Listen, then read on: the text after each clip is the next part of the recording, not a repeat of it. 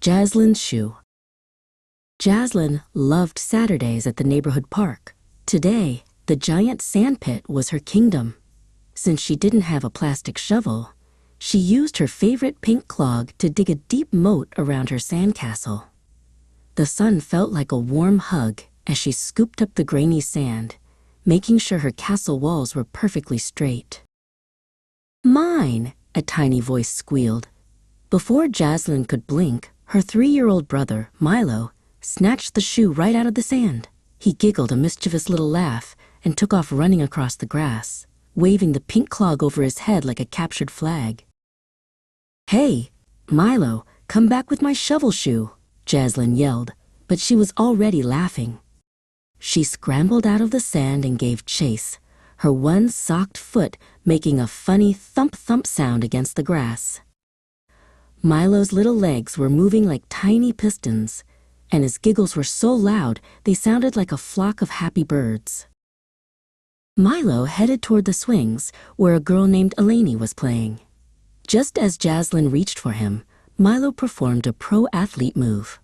He wound up his arm and threw the pink clog high into the air. "Catch, Eleni!" he shrieked. Eleni's eyes went wide as she reached up to snag the flying footwear. "Oh, so it's a team sport now?" Jazlyn cheered. She pivoted on her heel and lunged playfully for Eleni. Eleni let out a delighted scream and ducked under the colorful plastic slide, crawling through the tunnels of the playground while holding the shoe tightly. Jazlyn followed, reaching out to playfully tickle Eleni's toes.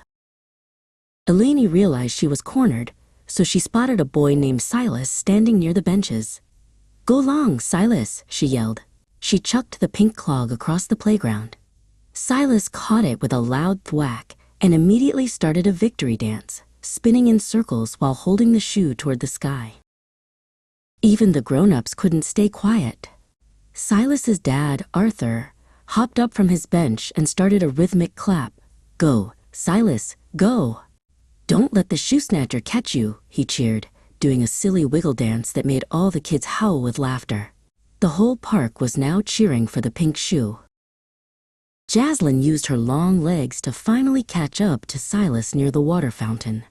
She let out a playful roar and scooped him up in a giant bear hug. "I've got the shoe thief," she announced. Silas was laughing so hard he could barely breathe, and he happily plopped the sandy pink shoe back into Jazlyn's hand. Jazlyn looked at her shoe, then at the crowd of eager, laughing faces. The game was way too much fun to end.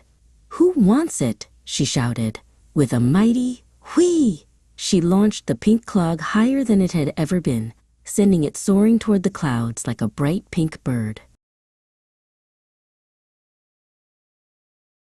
Below the flying shoe, Milo and Silas both charged forward, eyes fixed on the sky. They were so focused on the prize that they bumped right into each other, collapsing into a soft, giggling heap on the grass. They didn't even care about the shoe. They were just rolling around in fits of laughter.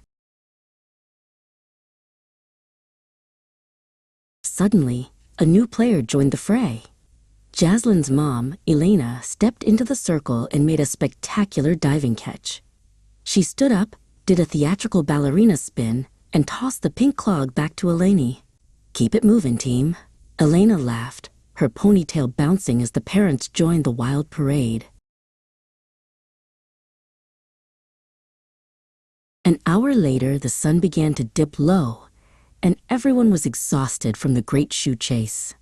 Jazlyn finally slid her very sandy, very well-traveled pink clog back onto her foot. She and Milo walked toward home hand in hand, two tired adventurers already debating if they should use a hat for the game next weekend.